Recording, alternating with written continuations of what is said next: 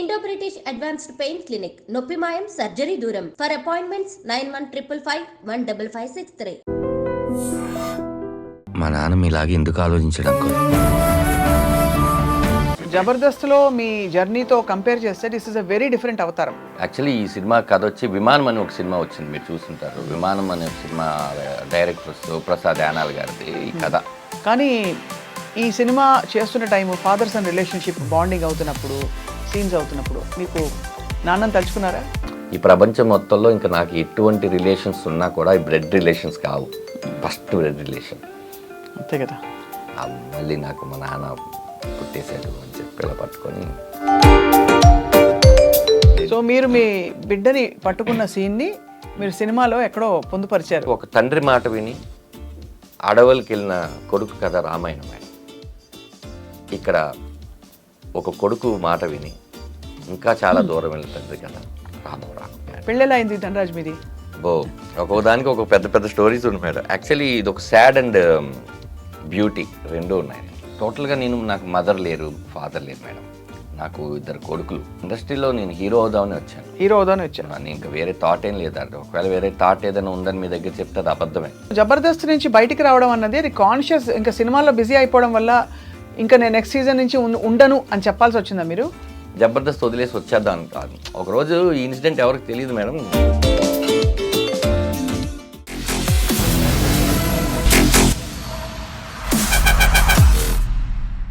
అందరికీ నమస్కారం, welcome to this candid conversation. And 2025 సంవత్సరం వచ్చేసింది. Happy new year. First of all, new ఇయర్లో మనం యాంటిసిపేట్ చేసే చాలా విషయాలు అండ్ ఎస్పెషల్లీ సినిమాల్లో బాగా హల్చల్ చేస్తున్న ఫిల్మ్ ఏది అంటే ఆర్ఆర్ఆర్ అయిపోయింది కదా. ఇది ఆర్ఆర్ మాత్రమే. ఈ ఆర్ఆర్ ఏంటంటే రామం రాఘవం. టైటిల్ చాలా ఎమోషనల్గా ఉంది, వింటేనే ఇంటెన్స్గా అనిపిస్తుంది. ఇందులో ప్రధాన భూమిక పోషించడంతో పాటు దీనికి దర్శకత్వం వహించిన ధనాధన్ ఫటాఫట్ ధనరాజ్ మనతో ఉన్నారు. ధనరాజ్ జర్నీ యాక్చువల్లీ చాలా ఇంట్రెస్టింగ్, అందరికీ తెలుసు కొంతవరకు. ఇవాళ ఈ సినిమా విశేషాలు అయితే తెలుసుకుందాం, జర్నీలోని కొన్ని సంగతులు కూడా. ధనరాజ్ నమస్కారం. మీరు జుట్టు కట్ చేసుకొచ్చారు? లేదు, నేను తిరుపతి మొక్కు అది అలా పెరిగి ఇప్పుడు స్టాండ్ అలా ఉందా?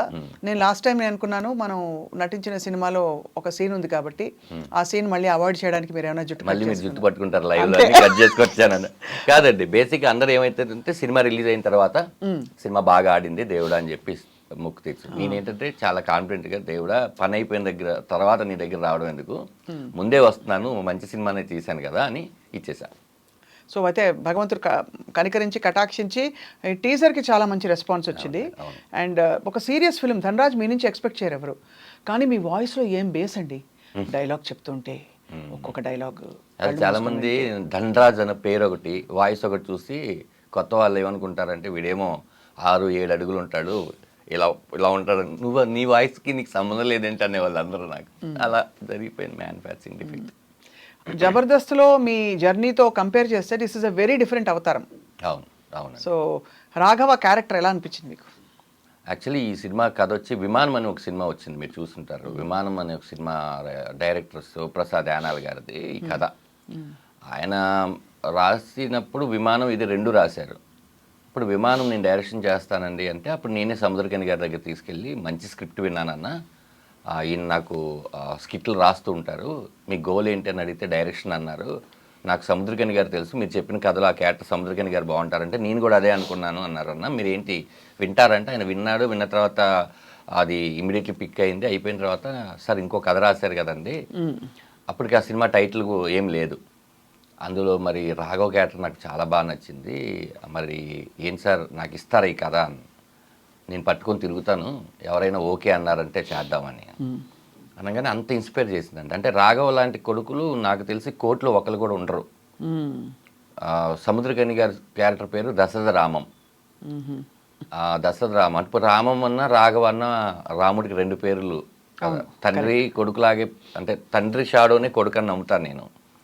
అందుకని ఫస్ట్ పోస్టర్ మీరు చూస్తే ఇద్దరు తండ్రి కొడుకులు ఉంటుంది. మా టైటిల్ కూడా రెడ్ కలర్లో ఉంటుంది.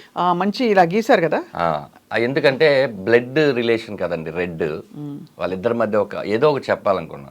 మీరు అడిగినట్టు రాఘవన్ నేను ప్రేమించినట్టుగా నాకు తెలిసి నేను చాలా క్యారెక్టర్లు చేసినా కూడా ఆ టైంకి అది కొంచెం ఇన్స్టెంట్ ఎనర్జీ ఇచ్చింది. కానీ నాకు ఎందుకో ఆ రాఘవ్ క్యారెక్టర్ చేసినప్పుడు అరే ఒక మంచి కిక్కు ఇంకా మళ్ళీ రాదేమో మనం ఇంట్లో ఎప్పుడైనా సరే ఏం సినిమా చేసామంటే రే రామం రాఘవలో రాఘవ క్యారెక్టర్ చేశాను అని చెప్పుకోవడంత తృప్తినిచ్చిందండి. భలే కాంబినేషన్ మీ ఇద్దరిది. అవునండి. అండ్ తండ్రి కొడుకుల కథలు ఇలాంటి ఎమోషనల్ స్టోరీస్ ఈ మధ్య చాలా తగ్గిపోయాయి.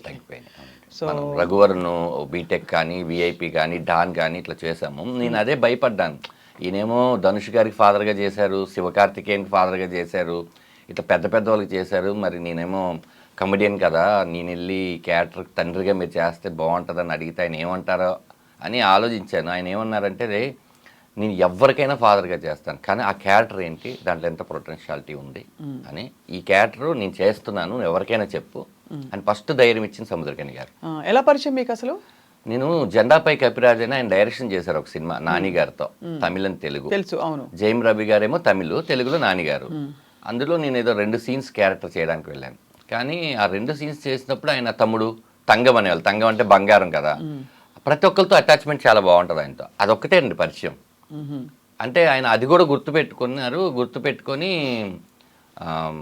విమానం కథ విన్నారనమాట. ఆయన ఏంటంటే అరే లైఫ్లో మనం చాలా సినిమాలు చేస్తూ ఉంటాం, కానీ తృప్తినిచ్చే పాత్రలు మనం వెతుక్కొని వచ్చినప్పుడు మాత్రం వదలకూడదు, అవి మాత్రం మనం చేసేయాలరా, ఎనీ కాస్ట్ మనం చేసేయాలని. అదే అలాగండి. ఆయనే ఈ సినిమాకి ముందు తమిళ్ కానీ తెలుగు కానీ, అందుకని ఆయన ఉన్నారని Tamil Telugu same date release అనుకుంటున్నాము. 2 వెర్షన్స్, నాట్ డబ్బింగ్. తమిళ్ ఒక షాట్ ఉంటే తెలుగు ఒక షాట్ ఉంటుంది, అలాగే తీసామన్నమాట. యా. సో అయితే మొత్తానికి మీరు డైరెక్టర్గా ఇలా రావడం అండ్ ఆల్సో ఈ ఫిల్మ్ చాలా ఇంటెన్స్ అండ్ సీరియస్ సినిమా అవ్వడం ఒక మెసేజ్ అయితే ఉంటుంది. ఏంటి మెసేజ్ యాక్చువల్లీ అంటే? ఎందుకంటే మీరు టీజర్ చూస్తే మాత్రం కొంచెం కన్ఫ్యూజ్ అవుతారు, ఏం జరుగుతోంది ఇక్కడ, పడట్లేదా వీళ్ళిద్దరికి, ఏంటి కొడుకుని ఇంత విమర్శించడం ఏంటి, కొడుకుని ఆయనే కంప్లీట్గా అసలు ఆయన ఇమేజ్ని డిస్ట్రాయ్ చేసే ప్రయత్నం చేయడం ఏంటని చెప్పి. అంటే ఈ సినిమా థియేటర్కి జనాలు వస్తే మేడం ఎంతమంది వస్తారో నేను చెప్పలేను. ఇప్పుడు థియేటర్కి జనాలు రావడం తక్కువైంది. బట్ మేము చేసే పబ్లిసిటీ లేకపోతే టీజర్ నచ్చో ఏమో, వచ్చిన జనాలు ఎవరైతే ఉంటారో వాళ్ళతో పాటు సినిమా ఇంటికి వెళ్ళిపోద్ది మేడం, వాళ్ళని కొంచెం డిస్టర్బ్ చేస్తుంది. ఈ సినిమాకి మేము అనుకున్న ముఖ్య ఉద్దేశం సూపర్ డూపర్ హిట్ అయ్యి కాసులు వర్షం కురిసేసి దీనికన్నా ఈ సినిమా చూసి రాఘవ లాంటి వాళ్ళు ఎవరైనా ఉంటే ఒక్కళ్ళు ఇద్దరు మారినా కూడా చాలా గొప్ప విషయం, మనం గొప్ప అచీవ్మెంట్ చేసాం కదా అనేది ఉద్దేశం మేడం. ఉన్నారు, ఏ కథ పుట్టినా కూడా బయట నుంచి ఇన్స్పిరేషన్ లేకుండా పుట్టదు. అవును. అలా మేము విన్న కథలు చదివిన దాంట్లోంచి చూస్తే ఇలాంటి రాఘవ అనే క్యారెక్టర్లు కోటికో ఒకళ్ళు ఉన్నారు, మొత్తం రాఘవలే ఉండరు. అసలు అలాంటి రాఘవ అనేవాడు ఒక్కసారి ఆలోచిస్తే, అందుకనే నేను ఫ్రీ రిలీజ్ ఈవెంట్లో చెప్దాం అనుకున్నాను, మీరు తండ్రి అయితే మీ కొడుకుతో ఈ సినిమాకి రండి, మీరే కొడుకైతే మీరు తండ్రిని తీసుకురండి అని. ఎందుకంటే ఇది తండ్రి కొడుకులు ఫ్యామిలీతో కలిసి చూడాలి. ఎక్కడో చోట తండ్రి మీద కోపం ఉండడం సహజం, కొడుకు మీద కోపం ఉండడం అది పీక్కి వెళ్ళిపోతే, మనం అణుచుకోదగిన మన చేతుల్లో ఉన్న విషయాన్ని కూడా మనం వదిలేస్తే మళ్ళీ వెనక్కి వెళ్ళి సరిదిద్దుకోలేని తప్పు ఒకటి ఏదైనా ఉంటే అది మళ్ళీ ఎప్పటికీ అది చేయలేము అనేది బాగా నచ్చింది మేడం. అందుకని ఈ సినిమా ఫస్ట్, ఈ సినిమాకి డైరెక్టర్ నేను కాదు మేడం. అదే తెలుసు. అదే ఈ సినిమాకి నేను ఓన్లీ యాక్టర్ రాఘవని చేద్దామని వెళ్తే మా పృథ్వీ పోలవరపు గారు ప్రొడ్యూసరు. ఫస్ట్ ఈ సినిమాకి హీరో ఎవరంటే పృథ్వీ పోలవరపు. ఎందుకంటే సేవింగ్స్ అన్నీ తీసుకుని వచ్చి నా మీద నమ్మి, ఆ కథను నమ్మి ఇప్పటి వరకు ట్రావెల్ చేసుకుంటూ లేదు మనం అసలు వదలకూడదు, ఈ సినిమాని జనాలు ఖచ్చితంగా చూపించాలి, ఏవో చిన్న ఆఫర్లు వచ్చినా అలా కాదు, ఇది కొంచెం చూపించాలని నమ్మిన వ్యక్తి. అలాంటి ప్రొడ్యూసర్ నిజంగా లేకపోతే కనుక ఇలాంటి కథలు రావు మేడం. నా భయం ఏంటంటే ఇలాంటి సినిమాలు కనుక జనాలు థియేటర్కి వచ్చి చూడకపోతే ఇంకా రాసే పెన్నులో ఇంకు వేరేలాగా రాసేస్తుంది. అంటే ఆల్రెడీ మారింది మీరు అన్నట్టు, రైట్.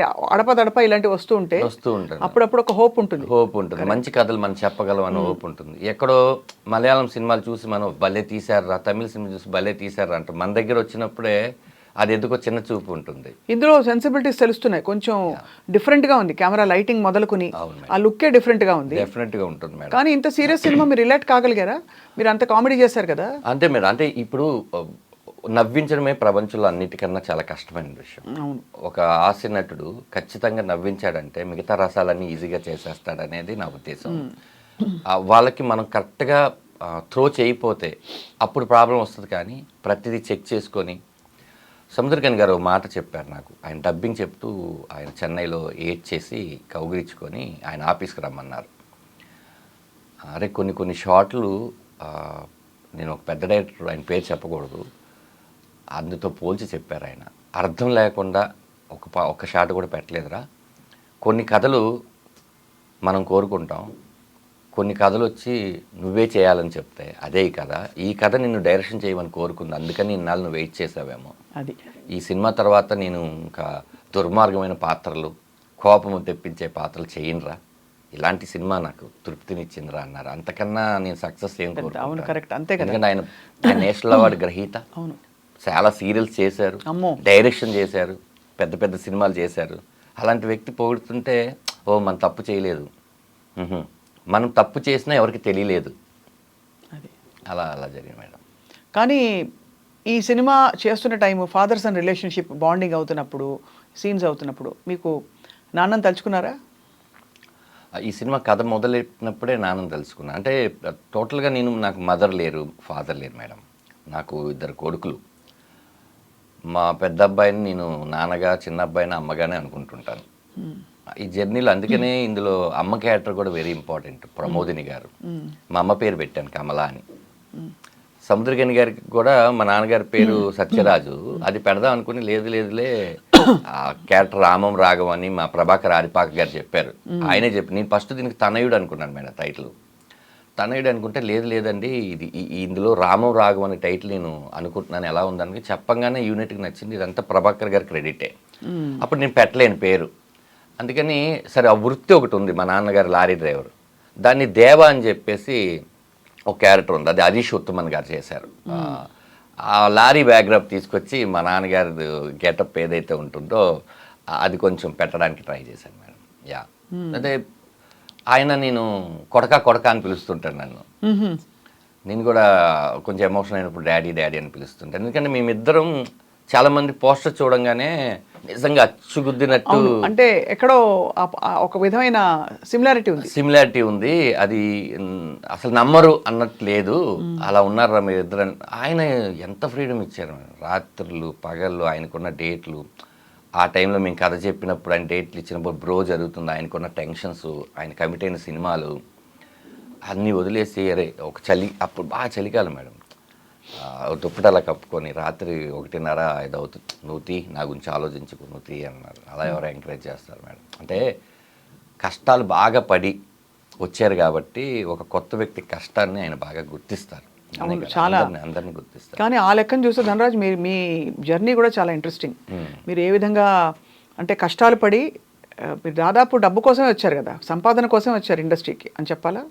కాదు మేడం, ఇండస్ట్రీలో నేను హీరో అవుదామని వచ్చాను. నేను ఇంకా వేరే థాట్ ఏం లేదండి. ఒకవేళ వేరే థాట్ ఏదైనా ఉందని మీ దగ్గర చెప్తే అది అబద్ధమే.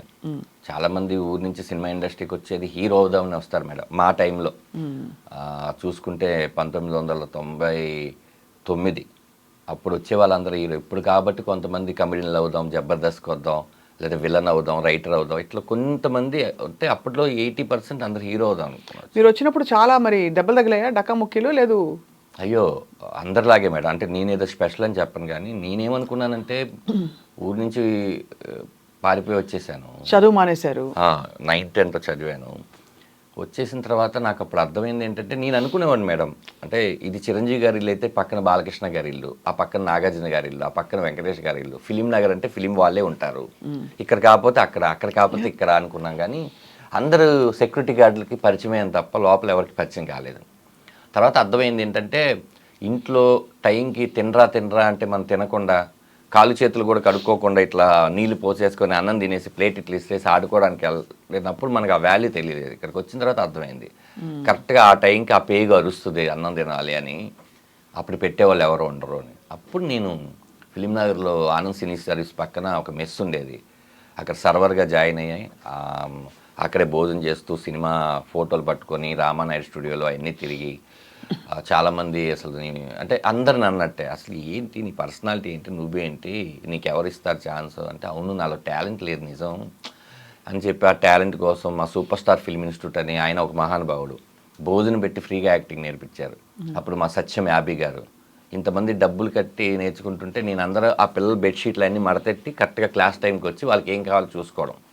అక్కడే మన చెమ్మక చంద్ర, నాంది డైరెక్టర్ విజయ్ కనకమేడల, నేను, ఇంకా క్రాంతి అని సీరియల్ రైటర్, అందరం అక్కడే పరిచయం అనమాట. అలా అలా చేస్తూ చేస్తూ మెల్లిగా ఉన్న టైంలో పక్కనే సూపర్ గుడ్ ఫిల్మ్స్ ఉండేది. అది అంతకుముందు హీరోయిన్ రవళి గారిది, వాళ్ళ బ్రదర్ విజయ్ గారు ఉండేవాళ్ళు అక్కడ. అలా అలా జరుగుతుంటే ఈ సూపర్ గుడ్లో కీర్తి గారు అని, అందాల రాముడు, దీప్తి గారు, సారీ, నా యాక్టింగ్లో ఇది నేర్చుకుంటున్నాం, మాకు ఎక్స్పీరియన్స్ కావాలంటే, అవునా రాజా సినిమా క్లైమాక్స్ జరుగుతుంది అని చంద్రాని నన్ను తీసుకుని వెళ్ళి, ఆ వెంకటేష్ బాబు గారు వెనకాల ఆటో సీన్ ఉంటుంది కదా, సౌందర్య వెనకాల మేము ఉంటాం, మీరు గమనిస్తే. అది మా ఫస్ట్ ఎక్స్పీరియన్స్ యాక్చువల్లీ భారతీయ విద్యాభవన్లో జరిగింది. అది అప్పుడంతా మీరు మరి భుక్తి ఫుడ్ అక్కడ పెట్టేవారు? ఇంకా మా మాస్టర్ గారు బాగా చూసుకున్నారు, తల్లిదండ్రులు. అప్పటికే మా అమ్మగారు మళ్ళీ వచ్చేసారు. నేను హోటల్లో పనిచేయడం చూసి మా నాన్నగారి దగ్గర క్లీనర్గా చేశాను. ఆయన అప్పుడు ట్రంకాలు ఫోన్ చేస్తే మా అమ్మ వచ్చి ఏడ్చి, అప్పటికి నాన్నగారు లేరు అక్కడ, మనకి ఎవరు లేరమ్మా, నేను ఇట్లా ఇండస్ట్రీలో ఎదగాలనుకుంటున్నాను అంటే, అమ్మగారు అపోలో హాస్పిటల్ ఆయాగా వచ్చాయి, ఆయన ఓ 200 300 పెట్టి ఇల్లు తీసుకొని నేను ఇన్స్టిట్యూట్కి వెళ్తూ, ఇవన్నీ ఉన్నాయి మేడం. నేను ఎందుకు దీన్ని చాలా గొప్పగా చెప్పనంటే, this is my pain only. అవతల వాళ్ళకి అది పెయిన్ కాదు. రెండోది, అవతల వాళ్ళది నాకన్నా చాలా పెద్ద పెయిన్ అయి ఉంటుంది, ఉండుంటాయి. ఒక రకరకాల, మీదో కథ, నాదో కథ, కెమెరామ్యాన్ గారిదో కథ, అందరిదో ఒక కథ ఉంటుంది కదా, చూసి వచ్చాం. బట్ అది మర్చిపోకుండా నాకు గుర్తు పెట్టుకోవడం చాలా ఇంట్రెస్ట్. అవును, కొమ్ములు రాకూడదు. అట్లా కాదు, చాలా ట్రెమెండస్ సక్సెస్ కదా ధనరాజ్. అప్పటి నుంచి ఇప్పటి వరకు మీరు ఎంత నమ్మకం ఉంటే మీ మీద మీకు నిలదొక్కున్నారు. పారిపోతారు, కష్టం వస్తే పారిపోతారు. అవును మేడం. ఫుడ్ లేదు, 4 రోజులు కష్టం వస్తే పారిపోతారు. అవును మేడం, వెళ్ళిపోతారు. చూశాను మేడం, నేను నన్ను ఇన్స్పిరేషన్ తీసుకొని వచ్చిన వాళ్ళు ఉన్నారు, వెళ్ళిపోతారు. నేను అలా అడిగిన వాళ్ళకి ఒకటే చెప్పాను, తమ్ముడు నాకు అప్పుడు ఏంటంటే ఆర్థిక పరిస్థితి బాగోక, నేను 9వ తరగతి చదవడం వల్ల వేరే ఆప్షన్ లేక, వెనక్కి వెళ్తే కూడా ఏం చేయలేమన్న ఒక భయం, ముందుకే వెళ్ళాలని ఒక గోల్, అలా వచ్చాను. ఇప్పుడు మీరందరూ ఏంటంటే డిగ్రీ ఇంజనీరింగ్ చదివేసి మీకు బైక్ ఉండి ఇంట్లో డబ్బులు పంపించే అంత ఉంది. మాలాగా ఫోటోలు పట్టుకొని తిరగాల్సిన అవసరం లేదు. మీకు యూట్యూబ్ ఉంది, కొన్ని ప్లాట్ఫామ్స్ ఉన్నాయి, పరిచయాలకి ఈజీగా మొబైల్స్ ఉన్నాయి, సమ్ ఫేస్బుక్, ఇన్స్టాగ్రామ్, ఏదో ఒకటి మీ టాలెంట్ చూపించుకోవడానికి ఎన్ని ఆప్షన్స్ ఉన్నాయి కదా. మీరు వచ్చి ఒక 1 year 2 years ఒక గోల్ పెట్టుకోండి. 1 year 2 years గోల్ పెట్టుకొని, ఆహా ఇది అవ్వట్లేదు, ఇక్కడ ఉంటే మన కెరియర్ నాశనం అయిపోద్ది అనుకొని అప్పుడు మీరు వెళ్ళండి. మీరు ఏంటంటే వచ్చి 1 monthలోనో 2 monthsలోనో అయిపోదామంటే అది ఇండస్ట్రీ కష్టం అని చెప్పేవాడిని చాలామందికి. అదే మేడం, ఏంటంటే మనకు వేరే ఛాన్స్ లేక, ఎందుకంటే నా పర్సనాలిటీకి నేను మూటలు మోయలేను, ఏ జాబు చేయలేను, నాకు ఓన్లీ ఇదొక్కటే కనిపించింది. ఇందులో నేను ఎలాగైనా, ఒకసారి మీరు చూస్తే ఇండస్ట్రీలోనే ఉండాలని నేను ఎంత తప్పనగా ఉన్నానంటే, ఇప్పుడు కూడా యాక్టర్గా చేశాం, జబర్దస్త్ చేసిన తర్వాత దాని ముందు సినిమాలు చేసాం, బిగ్ స్క్రీన్ అయినా చిన్న స్క్రీన్ అయినా, స్క్రీన్ సైజు మారుతుంది కానీ మన యాక్టింగ్ మారదనుకొని అన్నీ చేసాం. ఓ రియాలిటీ షోకి వెళ్ళాం, ఆ తర్వాత ఛానల్స్ మార్చుకున్నాం, ఆ తర్వాత హీరోగా చేయాలనుకున్న తపంతో పొడ్డిచ్చేసాం, హీరోగా సక్సెస్ అవ్వలేదు అన్న తర్వాత మళ్ళీ షోస్ అవన్నీ స్టేజ్ షోస్ ఫస్ట్ టైం చేసుకొని స్టేజ్ షోస్ అవన్నీ చేసుకున్నాం. ఆ తర్వాత లేదు మళ్ళీ దీన్ని చేయాలని డైరెక్షన్ చేసాం. అంటే ఇక్కడ ఈ క్రాఫ్ట్స్లోనే వర్క్ చేయడం తప్ప నాకు వేరే వర్క్ రాదు. అవును, ఇక్కడే ఉంటాను మేడం. రేపొద్దున ఇది కాకపోయినా ఇంకా ఏదైనా యూట్యూబ్లో అయినా వెళ్తాను, లేకపోతే ఏదైనా చేస్తాను, లేకపోతే మిమ్మల్ని చూసి ఇన్స్పైర్ అయ్యి ఏదైనా ఇంటర్వ్యూలు అయినా స్టార్ట్ చేస్తాను, కానీ నేను ఎక్కడికి వెళ్ళలేను మేడం. ఇక్కడ ఇది అలవాటు అయిపోతే ఇంకెక్కడికి వెళ్తారు? ఇదొక మీరు వెళ్ళాల్సిన అవసరం కూడా రాదు అసలు. అది చెప్పలేం కదా, వ్యసనం. కరోనా వస్తుందని మనం అనుకున్నావా? అదే అలా చూస్తే అంటే అందరికీ పెద్ద కష్టం వస్తుంది, దానికి అంత పెద్ద సొల్యూషన్ పక్కనే ఉంటుందని నమ్ముతాను నేను. అది ఒక రకంగా మంచి పని చేసింది, ఒక రకంగా అంతే కదా. సో అయితే మరి అది అలా జబర్దస్త్లో మాత్రం మీరు జబర్దస్త్గా ఉన్నారు. అవును మేడం, మంచి పేమెంట్, అంటే చాలా మంచి పేరు వచ్చింది, మంచిగా మీరు స్థిరపడింది అక్కడే కదా. అవునండి, అసలు నాకు సినిమా ప్రొడ్యూస్ చేయడానికి కూడా డబ్బులు ఇచ్చిందంత చేసిందండి జబర్దస్త్. అవును, చాలా మంచి మంచి ఇన్నింగ్స్ అది. అవునండి, ఇప్పటికీ చాలామంది జబర్దస్త్ మానేసిన విషయం తెలియక, సార్ జబర్దస్త్లో మీ స్కిట్స్ చాలా బాగుంటాయండి అని అంటుంటారు. అంటే అది రిపీట్ టెలికాస్ట్ అవడమో, లేకపోతే అది యూట్యూబ్లో ఉండిపోవడమో, లేకపోతే వాళ్ళు అప్పుడు చూసుండడమో. నాకు ఇప్పుడు మా అమ్మ నాన్న ధనరాజ్ అని పేరు పెట్టారండి. ఎక్కడో ఒక 2-3 కలిసి, పంతులు గారు వాళ్ళందరూ కలిసి పెట్టిన పేరు. మొత్తం తెలంగాణ, ఆంధ్రప్రదేశ్ కొన్ని దాంట్లో ఆ పేరు ఇంత దూరం వచ్చింది అందరికీ తెలిసి అనడం చాలా గొప్ప విషయం. అయితే జబర్దస్త్ అనేది సినిమా థియేటర్కి తీసుకెళ్తుంది మేడం, టీవీ వాళ్ళ బెడ్రూమ్కి వచ్చేస్తుంది. అవును, ఆ చిన్న పిల్లలు కూడా అంటే ధనరాజ్ అనడం నాకు చాలా హ్యాపీగా అనిపించింది. అంటే నా ఇంటి పేరు కన్నా ముందు ఈ ధనాధన్ అనేది కూడా యాడ్ అయిపోయి ఉంది. గొప్ప విషయం మేడం. అంటే ఉన్నాయి మన కష్టానికి కొన్నిసార్లు ఫలితం దక్కింది, కొన్నిసార్లు దక్కాలని కోరుకుని దక్కలేదు. జర్నీ మేడం, అంతే, ఇదంతా ఒక జర్నీ. సో జబర్దస్త్ నుంచి బయటికి రావడం అన్నది అది కాన్షియస్, ఇంకా సినిమాల్లో బిజీ అయిపోవడం వల్ల ఇంకా నేను నెక్స్ట్ సీజన్ నుంచి ఉండను అని చెప్పాల్సి వచ్చిందా మీరు? కాదు మేడం, ఇది టోటల్గా ఏంటంటే జబర్దస్త్ మానేయాలని నేనైతే ఎప్పుడు అనుకోలేదు. మాకేంటంటే 13 ఎపిసోడ్లు అని చెప్పారు. అది రేటింగ్ బాగా వచ్చేసరికి మళ్ళీ 13 ఎపిసోడ్లు కంటిన్యూ చేసి, అప్పటికి కూడా నేను అప్పటికే నాకు తెలిసి జగడం, పరుగు, ఇట్లా కొంచెం మన పిల్ల జమీందారు, ఇలాగ నేను సినిమాలో కూడా కొంచెం నోటెడ్గానే గోపి ఉన్నాను మేడం. అయితే ఏమైపోయిందంటే మాకు అప్పుడు రోజుకు 3 ఎపిసోడ్లు తీసేవాళ్ళు మేడం. అంటే మార్నింగ్ ఒక 10 o'clock స్టార్ట్ అయితే ఒక 6 టీమ్ లీడర్స్ చేసేసరికి అది ఒక 4, రిజల్ట్స్ అంత అయినాక 5 బ్రేక్, మళ్ళీ 1 hour తర్వాత మళ్ళీ ఒక స్కిట్, అది రాత్రి 11-12 మళ్ళీ ఒక బ్రేక్, మళ్ళీ 1 గంటకో 2 అది మళ్ళీ 4 అయిపోయేది, 4-5 అట్లా 3 ఎపిసోడ్లు తీసేవాళ్ళు. 3 ఎపిసోడ్లు తీసిన తర్వాత మేము ఇంటికి వెళ్ళి ఇంకా పడుకోవాలి. పడుకున్న తర్వాత ఆ డే పోయింది. ఆ నెక్స్ట్ డే నుంచి మళ్ళీ నెక్స్ట్ వీక్కి సంబంధించిన కాన్సెప్ట్ ఏంటి రాసుకోవాలి. ఓ మీరే రాసుకునేవారు? అంటే మేము ఇప్పుడు నా స్కిట్లకి ఇప్పుడు ప్రసన్న బెజవాడ అనే అతను ఉండేవాడు, నా దాంట్లో రాటో రాంప్రసాద్ ఉండేది. ఏదున్నా కూడా టీమ్ లీడర్ ఐడియాలజీ నుంచే, మీరు ఏది చెప్పినా కూడా ఇది బాగాలేదు బాగుందని చెప్పడానికి టీమ్ లీడరే మెయిన్ ఉంటుంది. వాళ్ళు కాన్సెప్ట్ చెప్పినాక అది నచ్చలేదు, ఇలాంటి కాన్సెప్ట్ వేరే వాళ్ళు చేస్తున్నారు అని అనేవాళ్ళు. అప్పుడు అది రాసుకోవడానికి ఒక 2-3 రోజులు పట్టేది. ఈ 2-3 రోజుల తర్వాత రిహార్సల్స్ తర్వాత షూటింగ్, మళ్ళీ షూటింగ్, సేమ్ ప్రాసెస్. ఇప్పుడు టోటల్గా మనకి ఏంటంటే వేరే సినిమాకి డేట్లు ఇవ్వడానికి, ఇప్పుడు సినిమా డేట్లు ఎలా ఉంటుంది కాంబినేషన్, అవును సేమ్ ఇక్కడ కూడా కాంబినేషన్. నాగబాబు గారు, రోజా గారు, ఇటు అనసూయ గారు, లేకపోతే రష్మి గారు, మిగతా 6 టీమ్ లీడర్లు, కంటెస్టెంట్లు, ఫ్లోరు, ఇన్ని ఉండే. ఇక్కడ ఇచ్చేస్తే అక్కడ చేయలేం. అక్కడేమో మన లైఫ్ టర్న్ అయిపోయి మన బిగ్ స్క్రీన్ కదా చూద్దాం అనుకున్నాం అనేది ఒక చిన్న ఇది ఉండేది అప్పట్లో. ప్రాబ్లం ఏమైపోయిందంటే అమ్మో మనం చాలా స్ట్రెస్ తీసుకుంటున్నాము అని అప్పుడప్పుడు చేసి ఆల్మోస్ట్ ఒక 70 స్కిట్లు ఏదో చేశాను, 70 స్కిట్లు. ఆ తర్వాత ఈ సినిమా బిజీ ఏడావలి పడిపోయాం. వాంటెడ్గా జబర్దస్త్ వదిలేసి వచ్చేద్దాం కాదు. ఒకరోజు ఈ ఇన్సిడెంట్ ఎవరికి తెలియదు మేడం, మీరు వేణుని కూడా ఇంటర్వ్యూ చేశారు, నేను చూశాను. ఇప్పుడు మీరు వేణుని అడిగితే వేణు చెప్తాడేమో అని కొంచెం చూశాను నేను. యాక్చువల్లీ పనిలేని పులిరాజు అని ఒక సినిమా జరుగుతుంది మేడం, నేను హీరోగా చేస్తున్నాను. అది యూసుఫ్ గూడ్లో గణపతి ఎదురుగా ఫోటోషూట్ ఏదో జరుగుతుంటే వేణు అండ్ ఏడుకొండల మేనేజర్ వచ్చారు. వచ్చి ఆలీ గారు ఆలీ టాగీస్ అని ఒకటి చేస్తున్నారు, సడన్గా ఆయనకి ఏదో డేట్లు ఇబ్బంది వల్ల చేయట్లేదు, ఇప్పుడు దాన్ని మా టాగీస్గా మార్చారు. దాంట్లో వేణు నువ్వు ఇద్దరు యాంకర్ బాగుంటుంది అనగానే నేను వేణు వచ్చాడు. ఏంటంటే లేదు చేద్దాం, ఎంతకాలమైన మనం కంటెస్టెంట్గా ఉంటాము, చేద్దాం అంటే అయితే ఒక పని చేద్దాం, ఒకసారి దీప్తి గారికో కీర్తి గారికో మల్లెమాలకి చెప్దామంటే అప్పుడు వేణు అన్నాడు లేదు ఆ షో వేరు ఈ షో వేరు, అది గురువారం ఎప్పుడు వస్తుంది, ఇది ఆదివారం మధ్యాహ్నం వస్తుంది, ఇక్కడ మనం ఏంటి కమెడియన్స్, అది ప్రాబ్లం ఏమి ఉండదు కదా అన్నారు. సరే అయినా కూడా ఒకసారి చెప్తే బెటర్ ఏమో అన్నాను. వేణు సరే నువ్వు వెళ్ళి చెప్పు అన్నాడు. నేను ఏం చేశానంటే ఇక్కడ నెక్స్ట్ డేనే షూట్ చేస్తాం.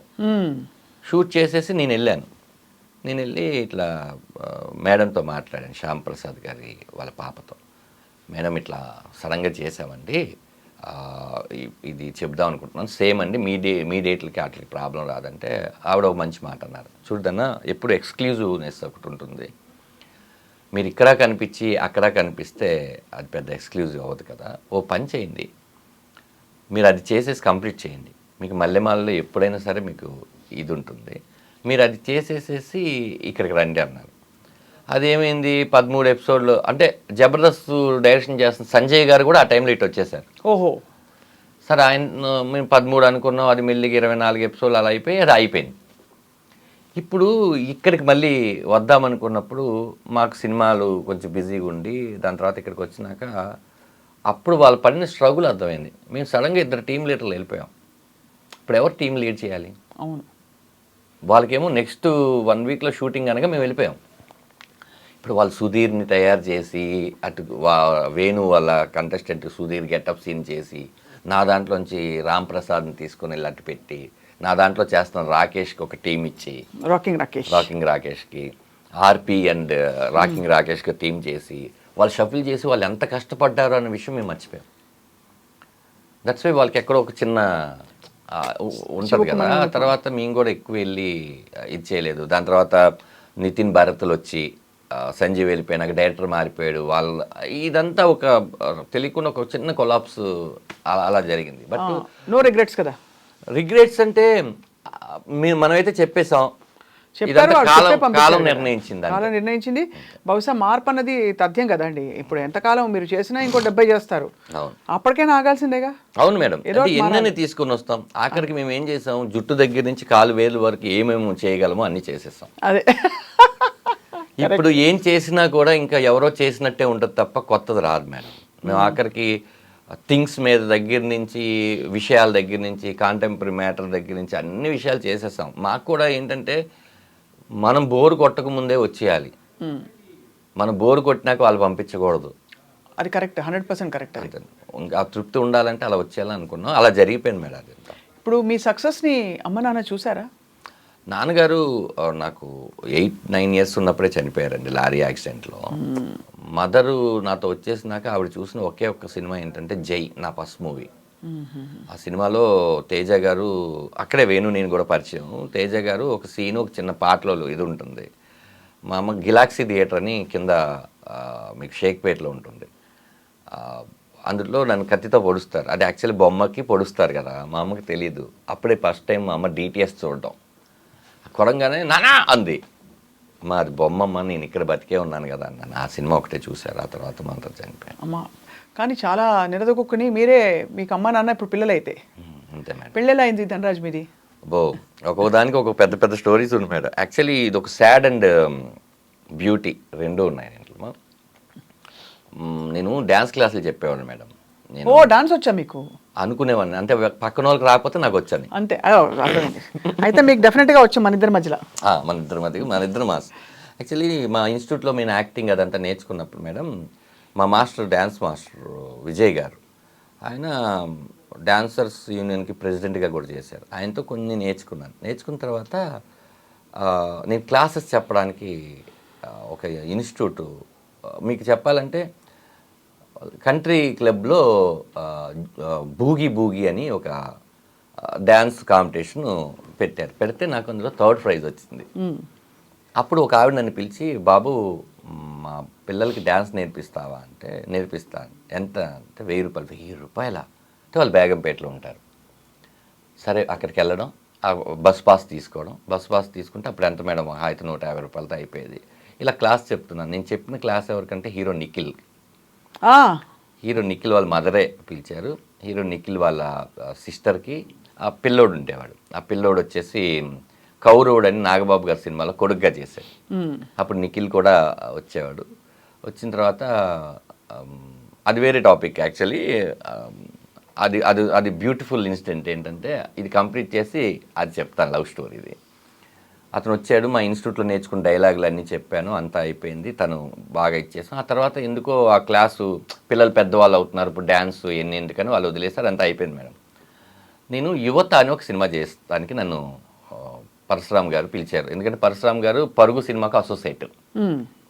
నేను పరుగు చేశాను. దాంతో ఆయన ఒక క్యారెక్టర్ రాశారు. అది రాజమండ్రి సెంట్రల్ జైల్లో ఒక ఖైదీ క్యారెక్టర్. నేను అలా వెళ్ళిపోతుంటే భయ్యా అని ఒక సౌండ్ వచ్చింది. భయ్యా అని సౌండ్ వస్తే తిరిగి చూస్తే నిఖిల్. అప్పుడు జగడం చూసి పరుగు అవన్నీ చూసి పిలిచారు. నన్ను గుర్తుపట్టారా భయ్యా అన్నాడు. లేదు భయ్యా, నా పేరు నిఖిల్ భయ్యా, మీరు నాకు డ్యాన్స్ అన్నీ నేర్పించారు. నిఖిల్ నువ్వా అంటే, అప్పటికే హ్యాపీ డేస్ ఇవన్నీ కూడా సూపర్గా ఉన్నాడు కదా తను. నిఖిల్ నాకు గుర్తుపట్టలేదు, అప్పుడు ఇంత పెరిగిపోయావు ఇదంతా. భయ్యా థ్యాంక్ యూ సో మచ్. అసలు నేను హ్యాపీ డేస్ సెలెక్ట్ అవ్వడానికి మీరు చెప్పిన డైలాగే. అది వెళ్ళి శేఖర్ కమ్ముల్ గారి దగ్గరికి వెళ్ళి ఆడిషన్లో చెప్పాను. చెప్తే సూపర్ బాగుందని చెప్పి సెలెక్ట్ చేశారు భయ్యా. ఆ రోజు మీరు డైలాగ్ నేర్పించడం అని ఇప్పుడు తను కలిసినప్పుడల్లా అది చెప్పేవాడు. ఇంత గుర్తుపెట్టుకున్నావు, థ్యాంక్ యూ సో మచ్ అన్నాం. అదే అలా జరిగింది మేడం. ఆ తర్వాత నేను దివాకర్ బాబు గారు ఇల్లు ఉండేది ఫిలింనగర్లో, మీకు ఐడియా ఉంది. దాని ఎదురుగా మిషన్ కొడుతుంటారు, కింద కారు పార్కింగ్ అని పెట్టారు. నేను ఆ పార్కింగ్లో కార్లు ఏం లేకపోతే ఉండేది, ఇది నేను ఇన్స్టిట్యూట్గా వాడుకుంటానని చెప్పి దాన్ని నేను ఒక ఇన్స్టిట్యూట్ చేసి, నేను స్టార్ ఫిలిం ఇన్స్టిట్యూట్ అని బోర్డు పెట్టి అక్కడున్న పిల్లలందరికీ 200-300 రూపాయలు అని ఒక క్లాస్ పెడితే చాలామంది ఏంటంటే క్లాసికల్ డ్యాన్స్ అడిగేవాళ్ళు. మనకి ఈ డ్యాన్సే రాదు, ఏదో వాళ్ళకి రాదని నేర్పిస్తుంటే క్లాసికల్ ఎలా అని చెప్పి ఎంక్వైరీ చేస్తే అది మాగంటి కాలనీ ఉండేది పైన. అక్కడ ఎవరో ఒక అమ్మాయి కొంచెం క్లాసికల్ వచ్చు అంటే ఆ అమ్మాయిని పిలవంగానే అమ్మాయిని చూడంగానే అమ్మాయిని చూసి ఐ లవ్ యూ అని చెప్పి ఫస్ట్ టైం చూడంగానే. మిమ్మల్ని చూడగానే మీరు చెప్పారు అంటే ఇడియట్ ఏం మాట్లాడతానని వెళ్ళిపోయింది. కామనే కదా మన అందరికి చెప్తాం కదా అని అయిపోయింది. ఆ టైంలో నేను దర్గాలో ఉండేవాడిని. ఫిలిం నగర్ నుంచి నేను దర్గాకి వెళ్ళాను. డోరు అలా తీసి చూస్తే మా అమ్మగారు అలా పడుకున్నారు. ఏమే తిన్నావా అని అడిగాను. ఏం మాట్లాడలేవు. చూస్తే అర్థమైపోయింది మా అమ్మగారు చనిపోయారు. సిస్ క్యాన్సర్ పేషెంట్. అప్పుడే థర్డ్ స్టేజ్ కీమోలు అన్నీ చేయించాం. కానీ మన వల్ల స్థాయికి మించి ఆవిడ చెప్పలేదు మనకి. చెప్తే వీడు ఏం చేయగలడు ఇప్పుడు, మనసులో అది పెట్టుకుని కెరీర్లో ఇచ్చేసుకుంటాడు అని. చాలా స్ట్రగుల్గా ఉండేది. ఎందుకంటే ఈ డ్యాన్స్ క్లాస్ నుంచి వచ్చే డబ్బులు, లేకపోతే వేరే మనకు ఉపాధి లేదు. అప్పుడు చాలామందికి ఫోన్ చేసాము. అందరి పరిస్థితులు అలాగే ఉన్నాయి. అప్పుడు సర్లే అని ఈ అమ్మాయికి కూడా చేసాం. అందరు చేసే ప్రాసెస్లో ఆ రాత్రి 11-12కి ఈ అమ్మాయికి కూడా చేస్తే, నీ పక్కన ఎవరు ఉన్నారంటే నా పక్కన వాసు అనే ఫ్రెండ్ ఉన్నాడంటే వాసుని పంపించాను.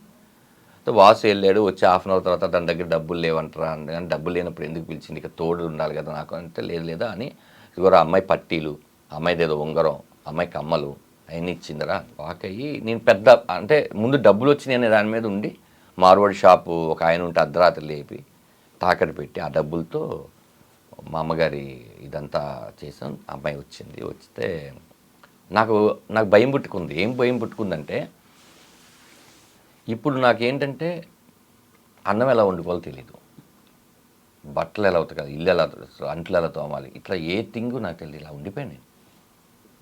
అలా ఉండిపోతే పక్కింటి వాళ్ళు పిలిచి భోజనం పెట్టడం ఇలాంటి థింగ్స్ జరుగుతున్నాయి. కానీ ఇంకా మళ్ళీ రాదా. ఎప్పుడో చిన్నప్పుడు నాన్నను కోల్పోయాము, ఇప్పుడు కరెక్ట్గా అమ్మను కోల్పోయాము. ఏంటి నా లైఫ్ నాకు అర్థం కావట్లేదు. ఇది నేను చెప్తుంది 2007. ఇలా ఉంది ఏంటని ఆలోచిస్తుంటే అమ్మాయి పబ్బు ఇయ్యమని చెప్పి అమ్మాయి ఒక రెసిపీ తీసుకొని వచ్చింది. Khichdi type something. తిను అంటే నాకేం తినబుద్ధి కావట్లేదు, ఏం లేదంటే అమ్మాయి నువ్వు ఫస్ట్ తిను, నీకు నేను ఉన్నాను, నువ్వు తిను అంటే. ఉండడం అంటే ఏంటి, నేను లైఫ్ లాంగ్ ఉంటాను, ముందు తినంది అన్న తర్వాత అమ్మాయి నాతోనే ఒక 2 రోజులు ఉన్న తర్వాత పెళ్లి చేసుకున్నాం. అంటే అప్పుడు ఎవరు లేరు. నేను అమ్మాయి పెద్దమ్మ గుడికి వెళ్ళి, వాళ్ళ పేరెంట్స్ అదే చెప్తాను, పెద్దమ్మ గుడికి వెళ్ళి తాళి కట్టేసి, ఇంకా ఏదో కీడు జరిగిన చోట మేలు జరగాలి, మంచి జరగాలని పెద్దవాళ్ళు చెప్పారు. అంతా అయిపోయింది. ఇంకా ఆ ఇల్లుని వదిలేసి ఇంకొక ఇల్లు ఒక 500 రూపాయలు, ఇది 400 అయితే ఒక 500 రూపాయలు ఇల్లు తీసుకొని బాగా కష్టపడాలి అని చెప్పి చేసుకుంటున్న టైంలో అప్పుడు అడిగాను అమ్మాయిని ఒక 1 వీక్ తర్వాత, అవును మీకు తల్లిదండ్రులు ఉంటారు కదా, మర్చిపోయాను అడగడం అని. మా నాన్నే అంటే నేను ఇప్పుడు సోలో కదా మేడం, నాకు ఆ థాట్ రాలేదు. చుట్టాలు ఉంటారు ఇదని ఉన్నారు అని అమ్మాయి ఒక పెద్ద లిస్టు చెప్పింది. లిస్ట్ చెప్తే వాళ్ళ అక్కతో తను బాగా క్లోజు. వాళ్ళ అక్కకి చెప్తే వాళ్ళ అమ్మ నాన్న ఇంకా మా కూతురు చచ్చిపోయింది, మా కూతురు సంబంధం లేదు, చదువుకోమని పంపిస్తే ఇదేంటి అదేంటి అని పేరెంట్స్ ఎలా మాట్లాడతారో అలా మాట్లాడి ఇంకా నీళ్ళు పోసేసుకున్నాము. లేదు అని.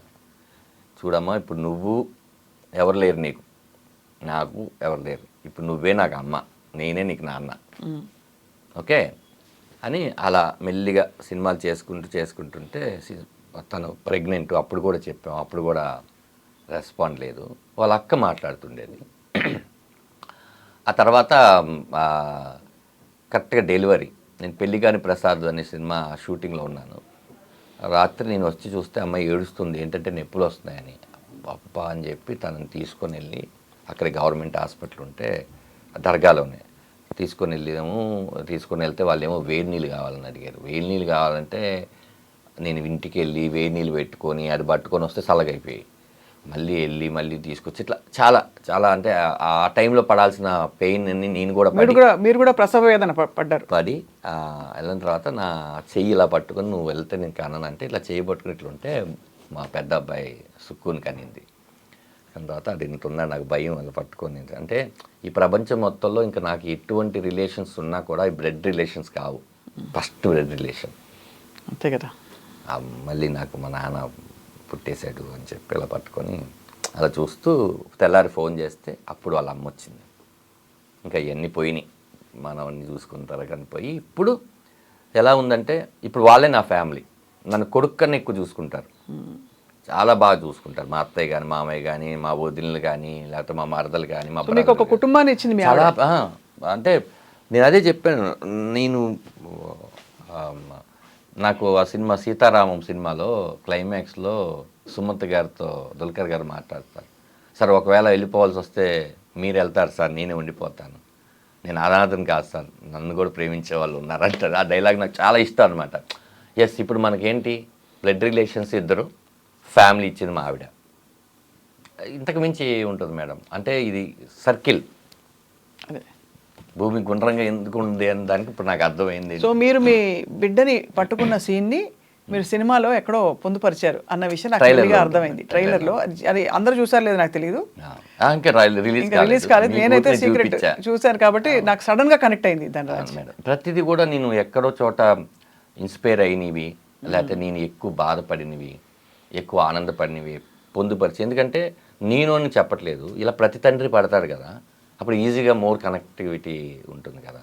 అదే ఎక్కడ కూడా ఈ రామం రాగం సినిమాలో మేడం కథని దాటి కామెడీ కానీ ఏదో ఒక సబ్ ప్లాట్ తీసుకొచ్చి పెట్టడం కానీ కాకుండా అలా వాళ్ళకి అర్థమయ్యేవంతంగా నీట్గా ఇది మన ఇంట్లో జరుగుతుందా, అమ్మో ఇది మన ఇంట్లో జరగకూడదు, ఈ రెండు విషయాల్ని తీసుకుని చేశాను. చాలా ఇంట్రెస్టింగ్గా ఉంది ధనరాజ్ ద హోల్. అంటే మీ story Ramam Raghavam teaser and plus మీరు చెప్తున్న స్టోరీ నేపథ్యం మీకు నిజంగా బోల్డ్ అంత అసలు జీవితం చిన్న వయసులో చూస్తారు మీరు. అవును మేడం. ఇప్పుడు 41కి వచ్చాను నేను.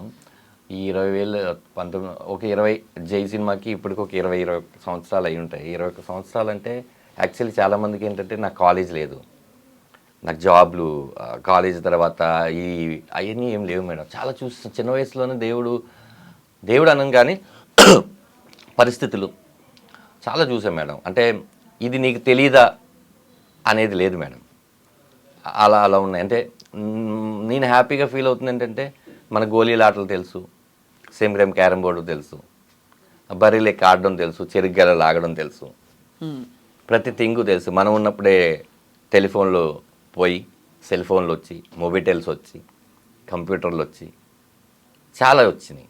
అన్నీ చూసుకుంటూ ఇది ఈ లైఫ్ మళ్ళీ మనం ఎవరికైనా చెప్పాలి అంటే ఇన్ ఫ్యూచర్ కూడా ఏం డాడీ బియ్యం అనేది వరిలో పండిస్తారా, ఈ సూపర్ మార్కెట్లో దొరుకుద్దేమో అనుకున్నాం అన్న పరిస్థితి నుంచి మనం అన్ని చూసుకొని వచ్చి అన్ని చూసారు. కరెక్ట్ జనరేషన్లో ఉన్నారు మీరు. అదే మరి ఇంక ఈ జనరేషన్ ఎవరికి రాదు. దీని తర్వాత వాళ్ళందరూ ఇంకా మారిపోయారు కదా. రాదు, అది ఒక చరిత్రలాగా పుస్తకాల్లో ఉంటుంది అంతే, అనుభవాల్లో ఉండదు. అది అన్నీ బాగుంది మేడం థింగ్. అంటే మళ్ళీ నేను కమ్బ్యాక్ అన్నాలో లేకపోతే ఏమన్నాలో కానీ రామం రాఘవం నాకు చాలా తృప్తినిచ్చింది మేడం. చాలామంది సినిమా చూశారు, నేను చాలామంది సినిమా చూపించిన తర్వాత ఎస్పెషల్లీ లేడీస్ అసలు దీనికి నువ్వు పితృదేవ భావాన్ని పెట్టేయాల్సింది, నేను మాతృదేవ అప్పుడు ఏడ్చాను, మళ్ళీ ఇప్పుడు ఏడుస్తున్నాను అంటే మోర్ కనెక్టివిటీ ఉంటుంది మేడం. చాలా పెయినీగా ఉంటుంది సినిమా, చాలా sensitive and sentimental story, family story. అలానే మీకు ఏంటంటే మెలో డ్రామా పెట్టేసి డ్రమటైజెస్ చేసేసి అలా ఏం లేదు మనకి సినిమాలో. మీకు టీజర్లో చూస్తే ఏంటంటే వాడి గురించే మీరు ఆలోచిస్తున్నారంటే నాకు ఇంకొక ఆలోచన ఏముంది చెప్పు, నేను ఇంటి పేరు మాత్రమే ఇవ్వగలను, మంచి పేరు అతనే కదా తెచ్చుకోవాలి అంటే ఇంకా అంతకు మించింది అదే. అందరికీ ఇంటి పేరు మాత్రమే నానిస్తాడు, దాన్ని నిలబెట్టి కాపాడుకొని మంచి పేరు నువ్వే తెచ్చుకోవాలి. ఇంకొకటి ఉంటుంది మేడం, అదేంటంటే ఆయన ఒక చెట్టుని చూసి అంటాడు, భూమి మంచిదే, విత్తనం మంచిదే, చెట్టు ఎందుకు అలా పెరిగిందో నాకు అర్థం కావట్లేదు. భూమి అమ్మ, విత్తనం నాన్న, ఆ చెట్టు ఎందుకు అలా పెరిగిందో నాకు అర్థం కావట్లేదు. రెండు మంచిదైనప్పుడు అంటే దాని అది పెరిగే దాంట్లోనే చాలా గాలులు వానలు చాలా థింగ్స్ తీసుకొని పెరిగి ఉంటుంది అది, లేకపోతే అది అలా పెరగదు. అవును, ఇలా చాలా మంచి మాటలు ఉంటాయి, ఎక్కడికక్కడ ఆలోచింపచేసే పాయింట్స్ ఉన్నాయి. అయితే ఉంటాయి మేడం, ఉంటాయి. ఇంకెవరెవరు ఉన్నారు ఇక్కడ తెలిసిన వాళ్ళు? ప్రమోదిని గారు, ఆఫ్ కోర్స్ ప్రమోదిని గారు, 30 years పృథ్వీ గారు, చిత్రం సీన్ గారు, శ్రీనివాస్ రెడ్డి గారు, సత్య, హరీష్ ఉత్తమ్ గారు, ప్రతి క్యారెక్టర్ ఏదైనా మన ఇంటూరి వాసు గారు, అందరూ ఆల్మోస్ట్ సుపరిచిత క్యారెక్టర్స్. మీరు తెలిసి చాలా ఆలోచితంగా కాస్టింగ్ చేశారు అయితే. అవును మేడం, అవును మేడం. అంటే చెప్పే వాళ్ళకి మాత్రం ఏ ఇమేజ్ ఉండకూడదని నేను అనుకున్నాను మేడం. వాళ్ళు అన్ని క్యారెక్టర్ చేస్తున్న వాళ్ళు, ఎందుకంటే ఇందులో నేను రెగ్యులర్గా ఏం చేయించాను. కమెడియన్ అంటే సత్య ఉండగానే సైడ్ కిక్ లాంటి ఒక క్యారెక్టరు, ఓ 4 పంచులు వేసేసి సినిమాలో మీరు చెప్తే చాలామందికి ఇది అవునా అనుకుంటారు, కానీ వెళ్తున్న సిచ్యువేషన్లో ఏదైనా వస్తే మాటలు మీరు నవ్వాలి తప్ప కామెడీ కోసమో డ్యాన్సుల కోసమో ఫైట్ల కోసమో ఏది ఉండదండి. ఒక జర్నీ, ఒక రాఘవ అనే ఒక కుర్రోడు వాళ్ళ నాన్న, రాఘవ ఏం చేస్తుంటాడు, వాళ్ళ నాన్న ఏం చేస్తుంటాడు, వీళ్ళిద్దరి మధ్య ఎక్కడ చెడినప్పుడు నాన్న ఎంత బాగా కొడుకు గురించి ఆలోచిస్తే కొడుకు ఎందుకు అర్థం చేసుకోలేకపోయాడు. అలానే కొడుకు ఆలోచించే విధానం తప్పు వాడి పాయింట్ ఆఫ్ వ్యూ తప్పు కానప్పుడు ఈ ప్రపంచంలో ఏం చెప్పినా వాడు వినడం అంతే. అలాంటప్పుడు వీళ్ళిద్దరు కలుసుకుంటే బాగుంటుంది. ఆ తండ్రి అపురూపంగా ఆ రోజు పుట్టింది నా కొడుకు మాత్రమే కాదు, తండ్రిగా నేను కూడా అని అని చెప్పడం చాలా పెద్ద డైలాగ్ అది. ఇప్పుడు మళ్ళీ ఆ కొడుకును అతను పట్టుకోవడం కోసం ఎంత తాపత్రయపడి ఎలా చేసుకున్నాడు అనే ఒక మ్యాటర్లో వెళ్ళి ఫైనల్గా ఏంటంటే ఒక తండ్రి మాట విని అడవులకి వెళ్ళిన కొడుకు కథ రామాయణం మేడం. ఇక్కడ ఒక కొడుకు మాట విని ఇంకా చాలా దూరం వెళ్ళిన తండ్రి కథ రామం Ragam. Beautiful.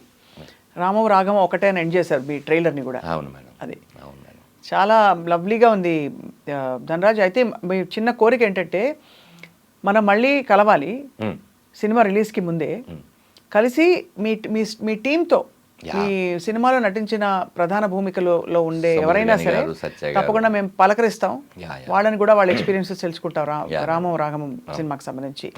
But me story విని వెరీ వెరీ ఇన్స్పైర్డ్. అండ్ ఈ ఇన్స్పైరింగ్ స్టోరీ ఇంకా బోల్డ్ మలుపులు తిరిగి మీరే ఊహించినంత సక్సెస్ మీకు రావాలని కోరుకుంటున్నాం. Madam thank you. అంటే మీ షోలో నేను ఒకటి అప్పీల్ చేసుకుందాం అనుకుంటున్నాను. ఏంటంటే మీరు సినిమా థియేటర్కి వచ్చి సినిమా చూసి బాగోలేదు అని చెప్పే హక్కు మీకు ఎప్పుడు ఉంటుందంటే మీరు టికెట్ పెట్టి డబ్బులు కొన్నప్పుడు. అవును, కరెక్టే. అదే పక్కన వాళ్ళు ఎవరో సినిమా చూసి బాగాలేదని వాళ్ళ అభిప్రాయం చెప్తే అవునా బాగాలేదు కదా అని చెప్పి వెళ్ళకపోవడం అనేది మీరు ఇంకోళ్ళ మీద డిఫెండ్ అయినట్టు. కరెక్టే. అవును.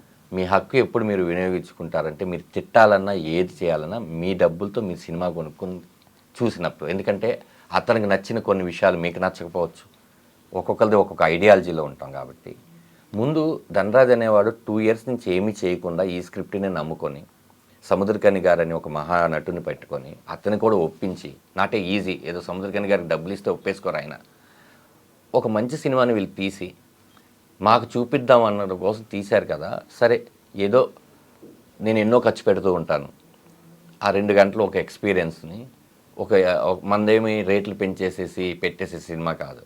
ఆ 150 రూపాయలు అందుబాటులో ఉన్న రేట్లో ఒకసారి చూద్దామని జనాలు అందరూ వస్తే నేను చెప్తున్నాను మేడం, ఇది బిగ్ ఛాలెంజ్ అంటారో లేకపోతే మీ షోలో నేను చెప్తున్నాను, మీరు కనుక ఎవరైనా ఈ సినిమా చూసి బాగోలేదు అంటే నేను ఇలాంటి ప్రయత్నాలు ఎప్పుడూ చేయను మేడం.